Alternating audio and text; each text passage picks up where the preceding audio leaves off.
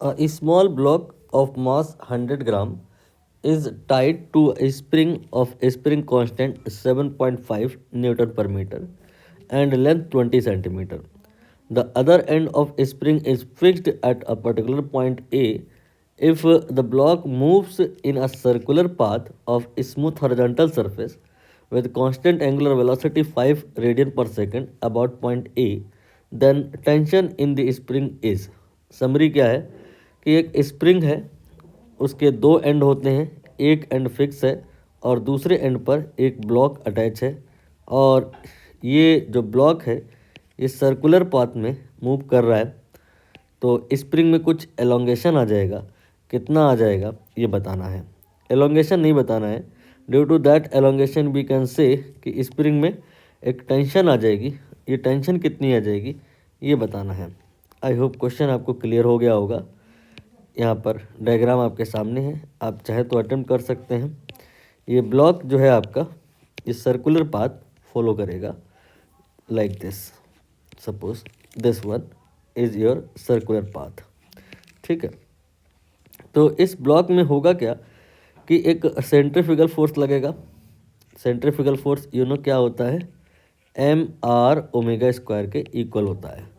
Are क्या होता है, सर्कुलर ऑर्बिट की रेडियस होती है। अभी तो लेंथ जो है स्प्रिंग की वो एल है, तो ये फोर्स आपका ml⍵² होगा। And due to this force इस स्प्रिंग में एक एलोंगेशन आएगा और लेटर ऑन अगर सिचुएशन ड्रॉ करें तो वो कुछ इस प्रकार की होगी। स्प्रिंग ये एलोंगेट हो गई है, यहाँ पर एलोंगेशन सपोज करिए ये x के बराबर है, ठीक। तो यहाँ पर ये जो ब्लॉक है, इस ब्लॉक पे अब जो फोर्स लग रहे होंगे वो एक तो सेंट्रीफ्यूगल लग रहा होगा, लेकिन स्प्रिंग का अब चूंकि एलोंगेशन हो गया है तो रिस्टोरिंग फोर्स ये भी लग रहा होगा और इन्हीं दोनों में बैलेंस हो गया होगा। तो यहाँ पर जो सेंट्रीफ्यूगल फोर्स है इसका अगर हम वैल्यू कहें तो ये हो जाएगा m। अब जो सर्कुलर ऑर्बिट होगी उसकी जो रेडियस होगी वो l के बराबर नहीं होगी, वो l प्लस एक्स के बराबर हो जाएगी। तो ये हो जाएगा ml plus x⍵²। That will be the value of centrifugal force and ये आपका जो है kx के बराबर हो जाएगा और इसी को टेंशन कहा जाएगा। हमें यहाँ पर यही t निकालना है।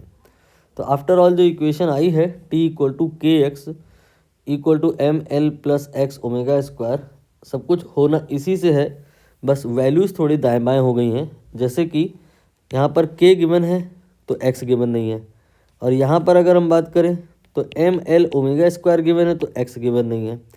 कुल मिला करके x निकाले बिना बात बनेगी नहीं, तो आप यहाँ पहले x निकालो।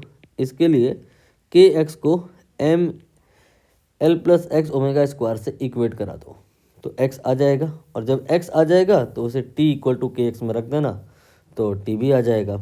निकाल लेते हैं x कितना आएगा।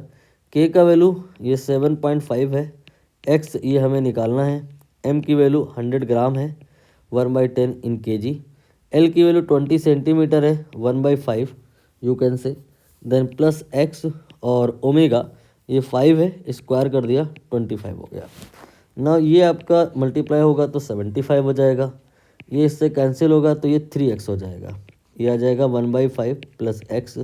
तो यहाँ से जो 2x आएगा दैट विल बी 1/5, तो जो x आएगा that will be 1/10। You can से लगभग क्या एग्जैक्टली 10 सेंटीमीटर के बराबर का यहाँ पे एलोंगेशन हो जाएगा। 20 सेंटीमीटर इसकी ओरिजिनल लेंथ थी और 10 सेंटीमीटर का एलोंगेशन हो गया, तो आप कह सकते हो कि इन टोटल 30 सेंटीमीटर हो जाएगा। और हमें निकालना है, क्या निकालना है हमें, टेंशन, जो कि kx के बराबर होगा, और k की वैल्यू यहाँ पर 7.5 है और x आपने अभी निकाला है ये 1/10 है, तो यहाँ से आपका 0.75 will be the value of tension force.